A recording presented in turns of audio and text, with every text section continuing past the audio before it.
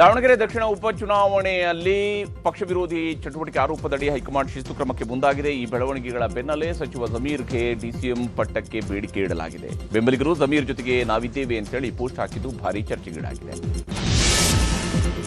ಉಪಚುನಾವಣೆ ಭಿನ್ನಮತದಿಂದ ಸಿಎಂ ರಾಜಕೀಯ ಕಾರ್ಯದರ್ಶಿ ಸ್ಥಾನಕ್ಕೆ ರಾಜೀನಾಮೆ ನೀಡುವಂತೆ ನಜೀರ್ ಅಹಮದ್ ಅವರ ಮೇಲೆ ಒತ್ತಡ ಹೆಚ್ಚಾಗ್ತಿದೆ. ಈ ಬೆನ್ನಲ್ಲೇ ನಜೀರ್ ಬೆನ್ನಿಗೆ ಮುಸ್ಲಿಂ ಮುಖಂಡರು ನಿಂತಿದ್ದಾರೆ. ಕೋಲಾರ, ಚಿಕ್ಕಬಳ್ಳಾಪುರ ಭಾಗದಿಂದ ನೂರಾರು ಮಂದಿ ಆಗಮಿಸಿ ಬೆಂಬಲ ಸೂಚಿಸಿದ್ದಾರೆ.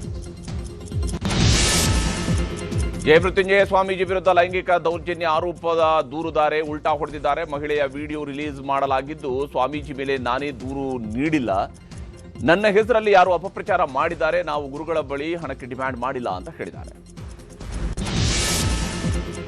ಮೈಸೂರು ಡಿಸಿ ಆಗಿದ್ದಾಗ ಬಟ್ಟೆ ಬ್ಯಾಗ್ ಖರೀದಿ ಅಕ್ರಮ ಆರೋಪ ಸಂಬಂಧ ಐಎಎಸ್ ಅಧಿಕಾರಿ ರೋಹಿಣಿ ಸಿಂಧೂರಿಗೆ ಮಧ್ಯಂತರ ರಿಲೀಫ್ ಸಿಕ್ಕಿದೆ. ಸಿಬ್ಬಂದಿ ಆಡಳಿತ ಸುಧಾರಣಾ ಇಲಾಖೆಗೆ ತನಿಖೆಗೆ ನಿರ್ದೇಶಿಸಿದ್ದ ಹೈಕೋರ್ಟ್ ಆದೇಶಕ್ಕೆ ಸುಪ್ರೀಂ ಕೋರ್ಟ್ ತಡೆ ನೀಡಿದೆ. ಹೀಗಾಗಿ ಸಿಂಧೂರಿ ಅವರಿಗೆ ತಾತ್ಕಾಲಿಕ ರಿಲೀಫ್ ಸಿಕ್ಕಿದೆ.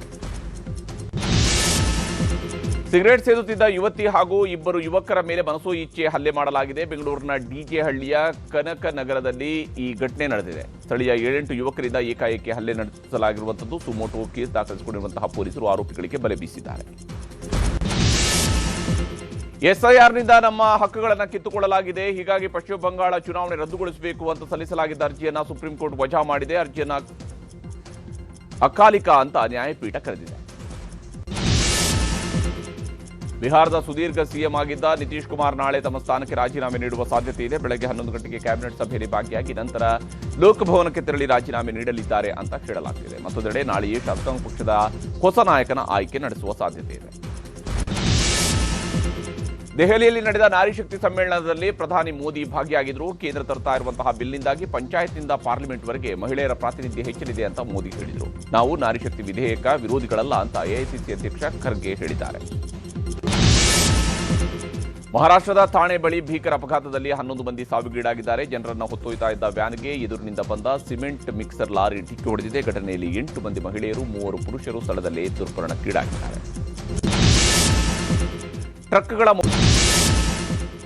ಹಿಮಾಚಲ ಪ್ರದೇಶದಲ್ಲಿ ಭಾರೀ ಭೂಕುಸಿತ ಸಂಭವಿಸಿದೆ. ಚಂಬಾ ಜಿಲ್ಲೆಯ ಚರ್ಚ್ ಸಬ್ ಡಿವಿಷನ್ನ ಹಲವೆಡೆ ಭೂಕುಸಿತವಾಗಿದ್ದು ಸಂಚಾರ ಅಸ್ತವ್ಯಸ್ತಗೊಂಡಿದೆ. ಕುಸಿತ ಪ್ರದೇಶದ ಸುತ್ತಮುತ್ತ ಜನರನ್ನು ಸುರಕ್ಷಿತ ಸ್ಥಳಗಳಿಗೆ ಸ್ಥಳಾಂತರಿಸಲಾಗಿದೆ.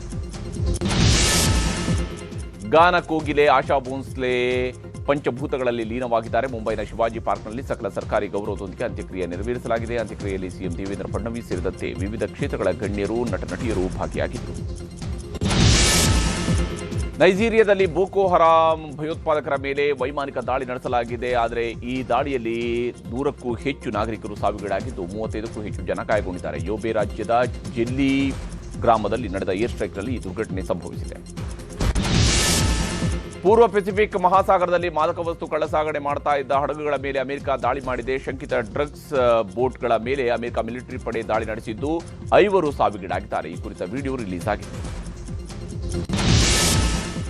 ಆಸ್ಟ್ರೇಲಿಯಾ ತನ್ನ 125 ವರ್ಷಗಳ ಇತಿಹಾಸದಲ್ಲಿಯೇ ಮೊದಲ ಮಹಿಳಾ ಸೇನಾ ಮುಖ್ಯಸ್ಥೆಯನ್ನು ನೇಮಕ ಮಾಡಿದೆ. ಲೆಫ್ಟಿನೆಂಟ್ ಜನರಲ್ ಸುಸಾನ್ ಕೋಯಿಲ್ರನ್ನ ಹೊಸ ಸೇನಾ ಮುಖ್ಯಸ್ಥರನ್ನಾಗಿ ಆಯ್ಕೆ ಮಾಡಲಾಗಿದೆ. ಜುಲೈನಲ್ಲಿ ಸುಸಾನ್ ಕೋಯಿಲ್ ಅಧಿಕಾರ ವಹಿಸಿಕೊಳ್ಳಲಿದ್ದಾರೆ.